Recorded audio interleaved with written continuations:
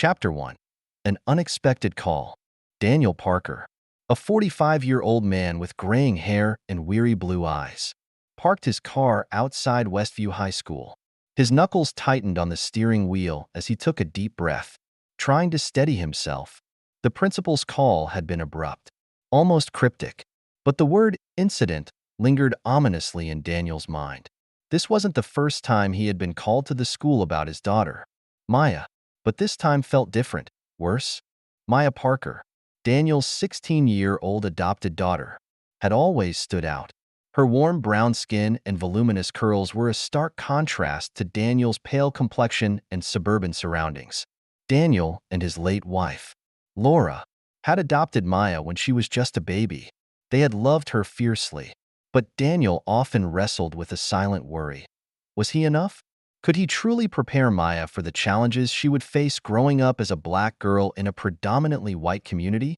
Recently, Maya had become quieter, her vibrant personality dimmed. She brushed off his questions, insisting everything was fine, but the shadow of something unspoken lingered behind her eyes.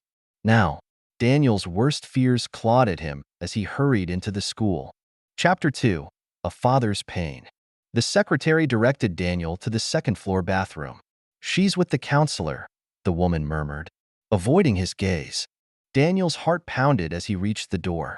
Inside, he froze.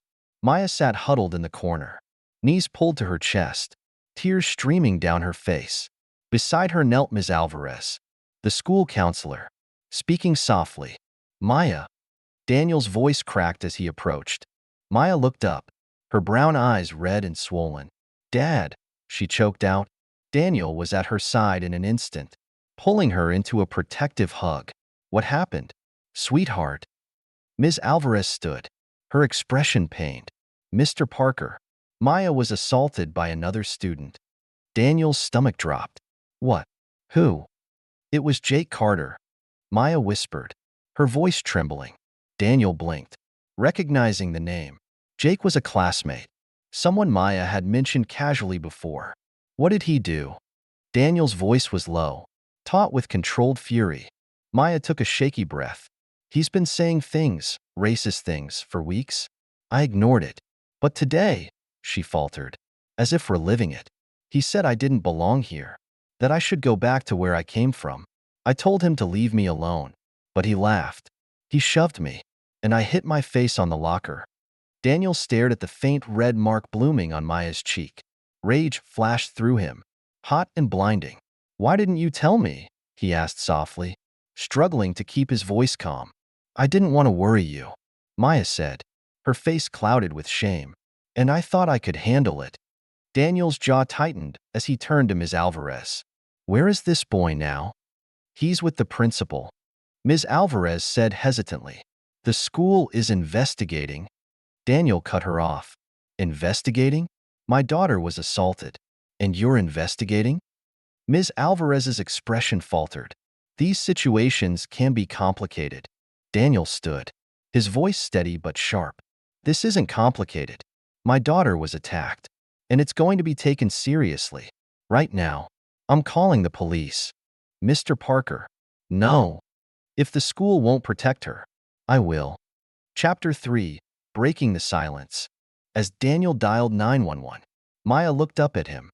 For the first time, he saw something other than fear in her eyes, something like relief. The dispatcher's voice came through. 911. "What's your emergency?" "I need to report an assault at Westview High School," Daniel said, his voice shaking only slightly. "It's a hate crime." When the call ended, silence fell. Ms. Alvarez shifted uneasily. "Mr. Parker, involving the police could escalate things unnecessarily." Daniel's glare was ice-cold. "You know what escalates things? Silence. Complicity. You knew this was happening, didn't you?" Ms. Alvarez's silence spoke volumes. Chapter 4. A Line in the Sand. When the police arrived, chaos erupted. Officers took statements. Teachers whispered nervously. The principal, Mr. Rogers, approached Daniel with a strained smile. "Mr. Parker, I think we can handle this internally." Daniel turned, his voice dangerously calm. "Handle it?" Like you handled it when teachers ignored Jake's harassment? When my daughter was assaulted? Now, let's not blow things out of proportion. My daughter's bruises are not out of proportion. Daniel snapped. Maya, sitting nearby, suddenly spoke. Her voice was quiet but resolute. It's not just me. Jake and his friends have been saying things to other kids. Too. Black kids. Latino kids. No one does anything. Mr. Rogers paled. But before he could respond, a voice cut through the tension. This isn't over, said Detective Coleman, the officer in charge. We'll be launching a formal investigation. Chapter 5. Ripples of Truth. The story spread quickly. By the next day, news vans parked outside the school. Racist assault sparks investigation flashed across TV screens. Maya's name became a rallying cry for change. Though not everyone welcomed it, Daniel received anonymous threats, phone calls, letters, telling him to stop stirring up trouble. Maya's classmates were divided. Some supported her.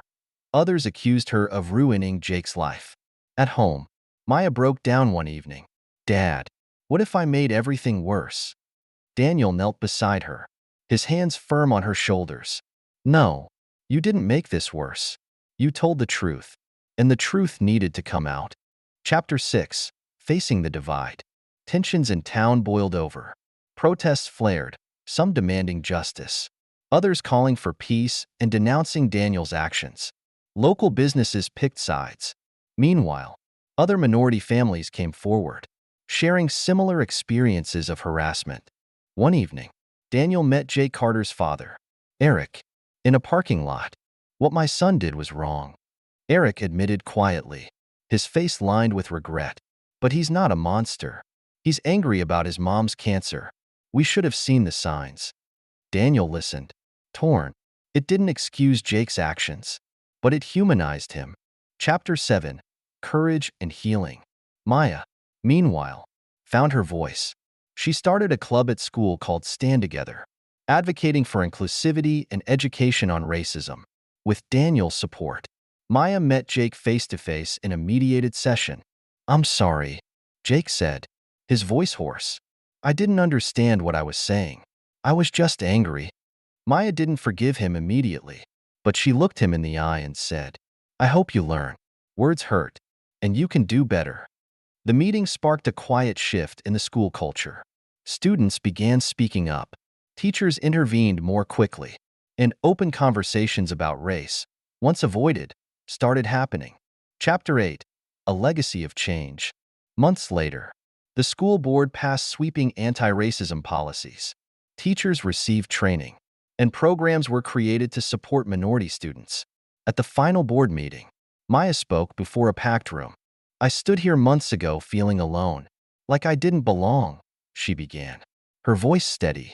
But today, I'm standing here for every student who's felt unseen or unheard. Change isn't easy, but it's worth it. Daniel sat in the front row, tears in his eyes, as the crowd erupted in applause. Epilogue. A new beginning. 2 years later, Daniel and Maya stood together at a national education conference. Their story had inspired schools across the country to confront racism. None of this was easy, Daniel said to the audience, his voice strong. But when your child's voice is silenced, you fight to make it heard. And sometimes, that fight creates something bigger than you ever imagined. Maya squeezed his hand. Thank you for fighting for me, Dad. Daniel smiled, his heart full. Always, sweetheart, always. And together, they stepped into a future forever changed, one built on courage, truth, and love. The end.